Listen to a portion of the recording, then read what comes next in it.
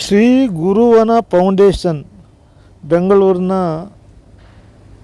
ಬಸವನಗುಡಿಯ bugle rock ಉದ್ಯಾನವನದಲ್ಲಿ ಒಂದು ವಿಶಿಷ್ಟವಾದ ಕಾರ್ಯಕ್ರಮ ಆಯೋಜಿಸಿತು.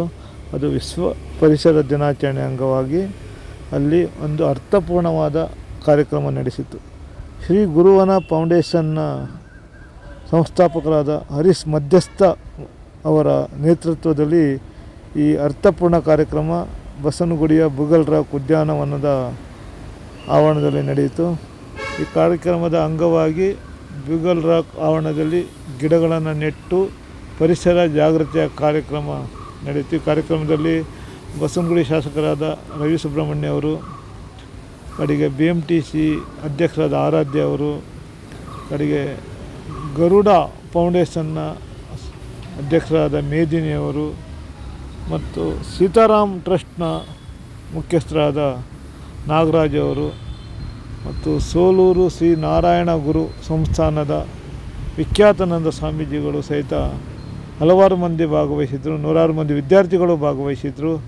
ಅಲ್ಲಿ ಗಿಡ ನೆಟ್ಟು ಮತ್ತು ಪರಿಸರ ಜಾಗೃತಿ ಮೂಡಿಸುವ ಮೂಲಕ ಮುಂದಿನ ಪೀಳಿಗೆಗಾಗಿ ಇರುವುದೊಂದೇ ಭೂಮಿಯನ್ನು ಹೇಗೆ ರಕ್ಷಿಸಿಕೊಳ್ಬೇಕು ಅನ್ನೋ ಬಗ್ಗೆ ಅತ್ಯುತ್ತಮವಾದ ಒಂದು ಮಾಹಿತಿ ನೀಡಲಾಯಿತು. ಗುರುವನ ಫೌಂಡೇಶನ್ನ ಮಧ್ಯಸ್ಥ ಅವರು ಬೆಂಗಳೂರಿನಲ್ಲಷ್ಟೇ ಅಲ್ಲ, ರಾಜ್ಯಾದ್ಯಂತ ದೇಶಾದ್ಯಂತ ಪರಿಸರ ರಕ್ಷಣೆ ಕಾರ್ಯಕ್ರಮದಲ್ಲಿ ತೊಡಗಿಸ್ಕೊಂಡಿದ್ದಾರೆ. ಅದೇ ರೀತಿ ಟ್ರೈಬಲ್ಸ್ಗಳ ಕಲ್ಯಾಣಕ್ಕಾಗಿ ಅವರು ಹಲವಾರು ಕಾರ್ಯಕ್ರಮಗಳನ್ನು ಹಮ್ಮಿಕೊಂಡಿದ್ದಾರೆ. ಪರಿಸರ ರಕ್ಷಣೆಯಿಂದ ಮಾತ್ರ ಈ ಭೂಮಿ ಉಳಿಸಲಿಕ್ಕೆ ಸಾಧ್ಯ. ಇತ್ತೀಚಿನ ದಿನಗಳಲ್ಲಿ ಪರಿಸರ ನಾಶ ಆಗ್ತಾ ಇದೆ. ಮಗುವಿಗೆ ತಾಯಿ ಕಾಣುವುದಿಲ್ಲ, ತಾಯಿಗೆ ಮಗು ಕಾಣುವುದಿಲ್ಲ. ಇದೊಂದು ವಿಚಿತ್ರವಾದ ಪ್ರಕ್ರಿಯೆ ನಮ್ಮ ಪ್ರಕೃತಿಯಲ್ಲಿ. ಇದೇ ರೀತಿ ಪ್ರಕೃತಿಯಿಂದ ನಮ್ಗೆ ಏನು ಸಿಗ್ತಾ ಉಂಟು, ಗಾಳಿ ಇರ್ಬೋದು, ನೀರಿರ್ಬೋದು, ಯಾವುದೇ ಇದಿರ್ಬೋದು, ನಮಗೆ ಅದು ಕಾಣ್ತಾ ಅದನ್ನು ಸೇವಿಸ್ತಾ ಇದ್ದೀವಿ. ಬಟ್ ಈಗ ಏನಾಗಿದೆ ಅಂತ ಹೇಳಿದ್ರೆ ಎಲ್ಲವೂ ಪೊಲ್ಯೂಷನ್ ಆಗ್ತಾ ಉಂಟು, ಎಲ್ಲವೂ ಕಲುಷಿತವಾಗ್ತಾ ಉಂಟು. ರಕ್ಷಿಸುವಂತಹ ಮತ್ತು ಪ್ರಕೃತಿಯನ್ನು ರಕ್ಷಿಸುವಂತಹ ಜವಾಬ್ದಾರಿ ಎಲ್ಲರಿಗೂ ಆಗಿರಬೇಕು ಅಂತ ಮೊದಲನೆಯ ಮಾತು. ತಾಯಿ ಏನು ತಿಂತಾಳೋ, ತಾಯಿ ಏನು ಉಸಿರಾಡ್ತಾಳೋ ಅದು ಮಗುವಿಗೂ ಹೋಗುತ್ತೆ. ಬಟ್ ಮಗುವಿಗೆ ಗೊತ್ತಾಗ್ತಾ ಇಲ್ಲ ಏನು ಇದು ಮಾಡ್ತಿದ್ದೀವಿ ಅಂತ. ಹಾಗೆ ಪ್ರಕೃತಿಯ ಅರಿವನ್ನು ನಾವು ಮಾಡಿಕೊಂಡ್ರೆ ನಾವು ಪ್ರಕೃತಿಯ ಗರ್ಭದ ಒಳಗಿದ್ದೀವಿ ಎಲ್ಲರೂ. ನಾವು ಪ್ರಕೃತಿ ಬೇರೆ ಅಲ್ಲ. ನಾವು ಈಗ ಪಂಚಭೂತದ ಶರೀರ, ಈ ಪ್ರಕೃತಿವಾದದ್ದು ಪಂಚಭೂತ. ನಾವು ಭಗವಾನ್ ಅಂತ ಹೇಳ್ತೀವಿ. ಬಾ ಅಂತ ಹೇಳಿದ್ರೆ ಭೂಮಿ, ಗಾ ಅಂದರೆ ಆಕಾಶ, ವಾ ಅಂದರೆ ವಾಯು, ಆ ಅಂದರೆ ಅಗ್ನಿ, ನಾ ಅಂದರೆ ನೀರು. ಇದು ತುಂಬ ಸಿಂಪಲ್ ಆಗಿ ನಾವು ಭಗವಾನ್ ಅಂದರೆ ನಮ್ಮ ಪ್ರಕೃತಿಯೇ ಆ ಭಗವಾನ್ ಅಂತ ಹೇಳಿ ಆ ಪ್ರಕೃತಿಯನ್ನು ನಾವು ಪೂಜೆ ಮಾಡುವಂಥದ್ದು, ಪ್ರಕೃತಿಯನ್ನು ನಾವು ಬೆಳೆಸುವಂಥದ್ದು. ಇಲ್ಲ ಮುಂದಿನ ಪೀಳಿಗೆಗೆ ನಾವು ಖಂಡಿತವಾಗಿಯೂ ಕುಲುಷಿತ ಗಾಳಿ, ಕುಲುಷಿತ ನೀರನ್ನೇ ನಾವು ಕೊಟ್ಟು ಹೋಗ್ತೇವೆ. ನಾನು ಮೊನ್ನೆ ಡೆಲ್ಲಿಯಲ್ಲಿ ಜಸ್ಟ್ ನಾನೊಂದು ಎಕ್ಸಾಂಪಲ್ ಹೇಳಬೇಕಾಗುತ್ತಾ ಇದ್ದೀನಿ. ಇದು ಪ್ರೆಸೆಂಟ್ ಸಿಚುವೇಶನ್ ಎಲ್ರಿಗೂ ಅರ್ಥ ಆಗ್ಬೋದು, ವೇದಿಕೆಯಲ್ಲಿದ್ದವರಿಗೂ ಅರ್ಥ ಆಗ್ಬೋದು. ನನ್ನನ್ನು ಒಬ್ಬ ನನ್ನ ಡಿವೋಟಿ ಝೂಗೆ ಕರ್ಕೊಂಡು ಹೋಗ್ಬೇಕು ಅಂತೇಳಿ ಇದು ಪ್ರಯತ್ನ ಮಾಡಿ, ಅಲ್ಲಿ ವೈಲ್ಡ್ ಅನಿಮಲ್ ನೋಡ್ಲಿಕ್ಕೆ ಅಂತ. ಅದಕ್ಕೆ ನಾನೊಂದು ಮಾತು ಹೇಳಿದೆ, ಈಗಿನ ಹೆಚ್ಚಿನ ಜನರೇ ವೈಲ್ಡ್ ಅನಿಮಲ್. ಇದಕ್ಕಿಂತ ಮೇಲಿನ ವೈಲ್ಡ್ ಅನಿಮಲ್ ನಾವು ನೋಡ್ಲಿಕ್ಕೆ ಝೂಗೆ ಹೋಗ್ಬೇಕಾಗಿಲ್ಲ. ನೀವು ಇಸ್ರೇಲ್ ನೋಡ್ಬೋದು, ಇರಾನ್ ನೋಡ್ಬೋದು, ಅಮೆರಿಕ, ಎಲ್ಲಿ ನೋಡಿದ್ರು ಯುದ್ಧ. ಮನುಷ್ಯನನ್ನು ಕೊಂದು ತಿಂತಾ ಇರುತ್ತೆ.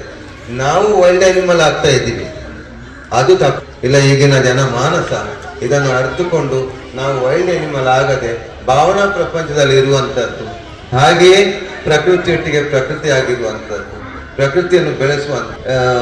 ಇಂದಿನ ದಿನದಲ್ಲಿ ಕಂಫರ್ಟ್ ಝೋನಿಂದ ನೀವು ಹೊರ ಬರೆದಿದ್ರೆ ಖಂಡಿತ ಏನೂ ಸಾಧನೆ ಮಾಡಲಿಕ್ಕೆ ನಿಮಗೆ ಆಗುದಿಲ್ಲ. ಕಂಫರ್ಟ್ ಝೋನಿಂದ ನೀವು ಹೊರ ಬರೋದು ತುಂಬ ಇಂಪಾರ್ಟೆಂಟ್. ಎರಡನೇದಾಗಿ ನಿಮ್ಮ ಮನೆ ಇರ್ಬೋದು, ನಿಮ್ಮ ಪರಿಸರ ಇರ್ಬೋದು, ಖಂಡಿತ ಅಲ್ಲಿ ಗಿಡವನ್ನು ನೆಟ್ಟು ಆ ಗಿಡದ ಹತ್ರ ಮಾತಾಡಿ. ಗಿಡಕ್ಕೂ ಭಾಷೆ ಬರುತ್ತೆ. ನೀವು ಹೇಗೆ ಮಾತಾಡ್ತೀರೋ ಅದು ನಿಮಗೆ ಅಷ್ಟೇ ರೆಸ್ಪಾಂಡ್ ಮಾಡುತ್ತೆ. ಇದು ಎರಡನೇದು. ಮೂರನೇದು, ನಿಮ್ಮ ಸಹಕಾರ ನಮಗೆ ಹೀಗೆ ಸಿಗ್ತಾ ಇದ್ರೆ ಖಂಡಿತ ನಿಮ್ಮ ಜೊತೆ ಸೇರಿ ನಾವು ಗುರುವನ ಸಂಸ್ಥೆ ಪ್ರಕೃತಿಯನ್ನು ಉಳಿಸುವಲ್ಲಿ ಆದಿವಾಸಿಗಳ ಕಲ್ಯಾಣ ಇರ್ಬೋದು, ವುಮೆನ್ ಎಂಪವರ್ಮೆಂಟ್ ಇರ್ಬೋದು, ಇಂತಹ ಕಾರ್ಯಗಳಲ್ಲಿ ನಾವು ಕೈ ಜೋಡಿಸಿ ಒಂದಾಗಿ ಕೆಲಸ ಮಾಡೋಣ ಅಂತ ಹೇಳ್ತಾ ಇದ್ದೀನಿ. ಬರುತ್ತೆ 24 ಪ್ರಕೃತಿಯಲ್ಲಿ ಗುರುತತ್ವ ಅಂತ. ಈಗ ಹೆಬ್ಬಾವು, ಇರುವೆ, ವೇಶ್ಯೆ ಇಂಥದ್ದೆಲ್ಲ ಗುರುತತ್ವಗಳು ಪ್ರಕೃತಿಯಲ್ಲೇ ಉಂಟು. ಆ ಪ್ರಕೃತಿಯನ್ನೇ ನಾವು ಚೆನ್ನಾಗಿ ಗಮನಿಸಿದರೆ ನಮಗೆ ಪ್ರಕೃತಿಯಿಂದ ಕಲಿಯುವಂಥದ್ದು ತುಂಬ ಉಂಟು. ಪ್ರಕೃತಿಯಿಂದ ಕಲಿಯುವ ಪ್ರಯತ್ನ ಮಾಡಿ, ಪ್ರಕೃತಿಯೊಂದಿಗೆ ಪ್ರಕೃತಿಯಾಗಿ, ಪ್ರಕೃತಿಯಿಂದ ವಿಕೃತಿ ಆಗಬೇಡಿ ಅಂತ ಮಾತುಗಳನ್ನು ಹೇಳಿ. ಈಗ ವಿದ್ಯಾರ್ಥಿಗಳಂದ್ರೆ ನಮಗೂ ಬಹಳ ಇಷ್ಟ. ಈಗ ಸ್ವಲ್ಪ ಹೊತ್ತು ಮಕ್ಕಳು ಮೌನವಾಗಿರಿ. ನಿಮಗಾಗಿ ನಾವು ಹುಟ್ಟಿದ್ದು ಮಂಗಳೂರಾದರೂ ಎಲ್ಲ ಬೆಳೆದದ್ದು ಕೇರಳದಲ್ಲಿ. SLC ಆಗಿ ನೇರ ಕೇರಳಕ್ಕೆ ಹೋದೆ. ಸಂಸ್ಕೃತ ವೇದ ಪಾಠ ಶಾಲೆಯಲ್ಲಿ ಕಲಿತು ಸನ್ಯಾಸಿಯಾಗಿ ಹಿಮಾಲಯದಲ್ಲೂ 1-2 ವರ್ಷ ಇರುವ ಸುಯೋಗ ಇದೆ. ಆಗ ಪ್ರಕೃತಿ ಏನು ಎಂಬುದನ್ನು ನಾವು ಸ್ವತಃ ಅನುಭವಿಸಿದವರು. ಪ್ರಕೃತಿಯಿಂದ ನಮಗೇನಾಗ್ತದೆ. ನಾರಾಯಣ ಗುರುಗಳ ಹತ್ರ ಒಂದು ಮಾತು ಕೇಳ್ತಾರೆ, ಸತ್ತ ನಂತರ ಏನ್ ಮಾಡಬೇಕು ಅಂತ. ದಫನ ಮಾಡಿದರೆ ಭಾರಿ ಒಳ್ಳೆಯದು, ಅದರ ಮೇಲೆ ಒಂದು ಮರ ನೆಟ್ರೆ ಉತ್ತಮ, ಅದರಲ್ಲೂ ಕಹಿಬೇವಿನ ಮರ ನೆಟ್ರೆ ಅತ್ಯುತ್ತಮ ಅಂತ. ಆದರೆ ಈಗಿನ ವಿಜ್ಞಾನಿಗಳು ಎಲ್ಲಾ ಕಡೆ ಕಹಿಬೇವಿನ ಮರ ಇದ್ರೆ ಹಲವು ರೋಗಗಳಿಂದ ನಾವು ಮುಕ್ತರಾಗಬಹುದು ಅಂತ ಈಗಿನ ವಿಜ್ಞಾನಿಗಳ ಅಭಿಪ್ರಾಯ. ಹಾಗಾದ್ರೆ 100 ವರ್ಷದ ಹಿಂದೆ ಒಬ್ಬ ಋಷಿ ಸತ್ತವ ಏನು ಸಂಸ್ಕಾರ ಮಾಡ್ತೇವೆ ಅದರ ಮೇಲೆ ಕವಿಬೇವಿನ ಮರನಡಿ ಅಂತ ಹೇಳಿದ್ರ ಅರ್ಥ ನಿಮಗೆ ಅರ್ಥ. ಯಾಕಂದ್ರೆ ಈ ಪ್ರಕೃತಿ ನಮ್ಮ ನೋಡಿ, ಭೂಮಿ 23.5 ಡಿಗ್ರಿ ವಾಲಿದೆ ಅಂತ. ಅದು 23 ಆದರೂ ಆಗೋದಿಲ್ಲ, 24 ಆದರೂ ಏನೇನೋ ಆಗ್ತಾ ಇತ್ತು. ಆ ಬಗ್ಗೆ ನಾನು ವರ್ಣನೆಗೆ ಹೋಗುವುದಿಲ್ಲ. ಆದರೆ ಅದು ಯಾಕೆ ನಿಂತುಕೊಂಡಿದೆ ಅಂತ ಹೇಳಿದ್ರೆ ಅದು ಪ್ರಕೃತಿಯ ವೈಶಿಷ್ಟ್ಯ. ಇಲ್ಲಿ ಎಲ್ಲ ರೀತಿಯ ಪ್ರಾಣಿಗಳಿವೆ, ಒಂದನ್ನೊಂದು ಕಚ್ಚಿ ತಿಂತವೆ, ಏನೇನೋ ಮಾಡ್ತವೆ. ಅದು ಆಗದಿದ್ರೆ ಯಾವುದಾದರೂ ಮಾಂಸಾಹಾರಿಗಳ ಪ್ರಾಣಿಗಳೇ ಇರ್ತಿದ್ರೆ ನಾಳೆ ನಮಗೆ ನಡೀಲಿಕ್ಕೆ ಆಗ್ಲಿಲ್ಲ, ನಮ್ಮನ್ನೇ ತಿಂತಿದ್ರು. ಅದೇ ರೀತಿ ಸಸ್ಯಾಹಾರಿ ಪ್ರಾಣಿಗಳೇ ಇರ್ತಿದ್ರೆ ಈ ಎಲ್ಲ ಅವರದೇ ಕಾಟ ಜಾಸ್ತಿ ಆಗ್ತದೆ. ಅದಕ್ಕೆ ಸಮತೋಲನ ಮಾಡಲಿಕ್ಕೆ ಎಲ್ಲಾ ರೀತಿಯ ಪ್ರಾಣಿಗಳನ್ನು ಭಗವಂತ ಕೊಟ್ಟಿದ್ದಾನೆ. ಆದ್ದರಿಂದ ನಾವೇನ್ ಮಾಡಬೇಕು, ನಮ್ಮ ಪ್ರಪ್ರಥಮ ಮಾಡಬೇಕಾದ್ದು ನಾವು ಗಿಡ ಮರಗಳನ್ನು ನೆಡಬೇಕು. ನಾನು ಕಾರ್ಕಳದ ಒಂದು ಕುಗ್ರಾಮದಲ್ಲಿ ಒಂದು ಅನಾಥಾಶ್ರಮ ಸ್ಕೂಲನ್ನು ನಡೆಸ್ತಾ ಇದ್ದೆ, ಈಗಲೂ ಉಂಟು. ಅಲ್ಲಿ ನೋಡಿ ನನ್ನನ್ನು ಇಲ್ಲಿ ಬೆಂಗಳೂರಿಗೆ ಕರ್ಕೊಂಡು ಬಂದು ಪೀಠಾಧಿಪತಿ ಮಾಡಿ. ನನ್ನಲ್ಲಿ ಗಿಡ ಮರಗಳಿಗೆ ಹೆಚ್ಚಿನ ಪ್ರಾಶಸ್ತ್ಯ ನೋಡಿ. ನಮಗೆ ಯಾರಾದರೂ ಹೊಡೆದ್ರು ಬೈದ್ರು ನಾವೇನು ರ್ಯಾಶ್ ಆಗೋದಿಲ್ಲ. ಆದರೆ ಆಶ್ರಮದ ಒಂದು ಗಿಡವನ್ನು ಕಡಿದ್ರೆ ನಾನು ವೈಲೆಂಟ್ ಆಗ್ತೇನೆ. ಯಾಕೆ? ಅದು ಪ್ರಕೃತಿಯ ಶಕ್ತಿ ಅಂತ. ನಾನು ಯಾವತ್ತೂ ಗಿಡ ಮರಗಳನ್ನು ಕಡಿಲಿಕ್ಕೆ ಬಿಡುವುದೇ ಇಲ್ಲ. ಯಾಕೆ? ಅದು ನಮ್ಮನ್ನು ರಕ್ಷಿಸುವುದು, ಇಂಡೈರೆಕ್ಟ್ ಆಗಿ ನಮ್ಮನ್ನು ರಕ್ಷಿಸುವಂಥದ್ದು ಮರಗಿಡಗಳು. ಅದು ಇಲ್ಲದಿದ್ರೆ ನಾವು ಏನೇನೋ ಆಗ್ತಿದ್ದೇವೆ. ಏನೋ ಮರುಭೂಮಿ ಆಗ್ತಿತ್ತೋ, ಏನಾಗ್ತಿತ್ತು. ನಾವು ಈ ಸುಂದರ ಬೆಂಗಳೂರಿನಲ್ಲಿ ವಾಸಿಸ್ತಿದ್ರೆ ಇಲ್ಲಿಯ ಗಿಡ ಮರಗಳೇ ಸಾಕ್ಷಿ. ಆದ್ದರಿಂದ ವಿದ್ಯಾರ್ಥಿಗಳು, ನನಗೆ ಇನ್ನೂ ನೆನಪಿದೆ, ನಾನು 7ನೇ ಕ್ಲಾಸ್ ಕಲಿತಿರುವಾಗ ಅಣ್ಣಯ್ಯ ಎಂ ಭಟ್ಟ ಅಂತ ಗಣಿತ ಮಾಸ್ಟರ್ ಇದ್ರು. ಅವರೊಂದು ನಮಗೆ ಹೇಳಿದ್ರು, ನೀವೆಲ್ಲರೂ ಒಂದೊಂದು ತರಕಾರಿಯ ಗಿಡ ನೆಡಬೇಕು ಅಂತ. ನಾವೆಲ್ಲರೂ ಮನೆಯಲ್ಲಿ ಒಂದೊಂದೇ ಗಿಡ ನಟ್ಟೆವು.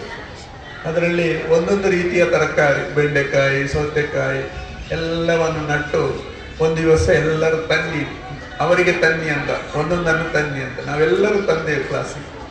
ಅಲಸಂಡೆ ಒಬ್ಬೊಬ್ಬರು ಒಂದೊಂದು ಗಿಡ ನಟ್ಟಿದ್ರು. ಆಗ ಅದು ತಂದು ಆಗ ಹೇಳಿದರು, ಅದು ನನಗೆ ಬೇಡ, ನೀವೇ ಇಟ್ಕೊಳ್ಳಿ. ಆಗ ನನಗೆ ಆವಾಗ ಅದರ ಪ್ರಾಮುಖ್ಯತೆ ಅರ್ಥ ಆಗಿದೆ. ನಮ್ಮಲ್ಲಿ ಬಾಲ್ಯದಿಂದಲೇ ನಿಮ್ಮ ಮನೆಯಲ್ಲಿ ಜಾಗ ಇಲ್ಲದಿದ್ದರೆ ಚಟ್ಟಿಯಲ್ಲಿ ಹೂವಿನ ಗಿಡ ನೆಡಿ, ಅದರಲ್ಲೇ ಬೆಳಗ್ಗೆ ಎದ್ದು ಅದನ್ನು ನೋಡುವಾಗ ಸಿಗುವ ಆನಂದ ಯಾವರಿಗೂ ಈ ಉಪನಿಷತ್ತು ಹೇಳುತ್ತೆ, ಆನಂದವೈ ಆತ್ಮ, ಆನಂದೋ ಆನಂದ ಅಂತ ಒಂದಷ್ಟು ವರ್ಣನೆ ಮಾಡ್ತಾರೆ. ಯಾಕೆ? ನಮಗೆ ಆನಂದ ಸಿಗಿದ್ರೆ ಮಾತ್ರ ನಾವು ಮನುಷ್ಯರಾಗಿ ಜೀವಿಸಲಿಕ್ಕೆ ಸಾಧ್ಯ, ಇಲ್ಲದರೆ ರೋಗಿಗಳಾಗ್ತೇವೆ. ಮನುಷ್ಯನಿಗೆ ಆನಂದ ಎಂಬುದು ಇಲ್ಲದಿದ್ದರೆ ನಾವು ನಿತ್ಯ ರೋಗಿಗಳಾಗ್ತೇವೆ. ಮನುಷ್ಯನಿಗೆ ರೋಗ ಬರುವುದು ಅರ್ಧ ರೋಗ ಬರುವುದು ಮನೋಚಿಂತನೆಯಿಂದ. ಅದು ಹೋಗ್ಬೇಕಾದ್ರೆ ನಾವು ಆನಂದದಿಂದ ಕೊಡ್ಬೇಕು. ಆನಂದ ಅಂದ್ರೆ ಪ್ರಕೃತಿ ಎಲ್ಲವೂ ನಮಗೆ ಸಿಗ್ಬೇಕು. ಆದ್ದರಿಂದ ಈ ವಿದ್ಯಾರ್ಥಿ ಜೀವನದಿಂದಲೇ ಮನೆಯಲ್ಲಿ ಜಾಗ ಇಲ್ಲದಿದ್ದರೆ ಚಟ್ಟಿಯಲ್ಲಿ ಒಂದು 5 ಸೆನ್ಸ್ ಜಾಗದಿದ್ದರೆ ಒಂದು ತೆಂಗಿನ ಮರ ನಡಿ. ನಾನು ಆಶ್ರಮ ಮಾಡುವಾಗ ಪ್ರಥಮವಾಗಿ 108 ತೆಂಗಿನ ಮರ, 208 ಅಡಿಕೆ ಮರ, 108 ಕಲ್ಲರಿನ ದಾಸವಾಳ, ಒಂದು 150 ಕಲ್ಲರಿನ ಗುಲಾಬಿ ಗಿಡಗಳನ್ನು ನೆಟ್ಟು ಆಶ್ರಮ ಸ್ಟಾರ್ಟ್ ಮಾಡಿದ್ದು ಕಾರ್ಕಳದಲ್ಲಿ. ಯಾಕೆ? ಅದು ಪ್ರಕೃತಿಯ ಒಂದು ಸಮತೋಲನಕ್ಕಾಗಿ, ಒಂದು ನಮಗೂ ಆನಂದ. ಬೆಳಿಗ್ಗೆ ಎದ್ದು ನೋಡುವಾಗ ಎಷ್ಟು ಆನಂದ. ಒಂದು ತೆಂಗಿನ ಮರಕ್ಕೆ ಒಂದು ನೀರು ಹಾಕಿ, ತುಳಸಿ ಗಿಡಕ್ಕೆ ನೀರು ಹಾಕುವಂತ ಹಿಮ ಇದೆ. ಅದಕ್ಕೆ 3 ಸುತ್ತು ಬಂದು ಪ್ರಾರ್ಥನೆ ಮಾಡಬೇಕಂತ ಅದು ವೈದಿಕ ಶಾಸ್ತ್ರದಲ್ಲಿ ಹೇಳ್ತದೆ.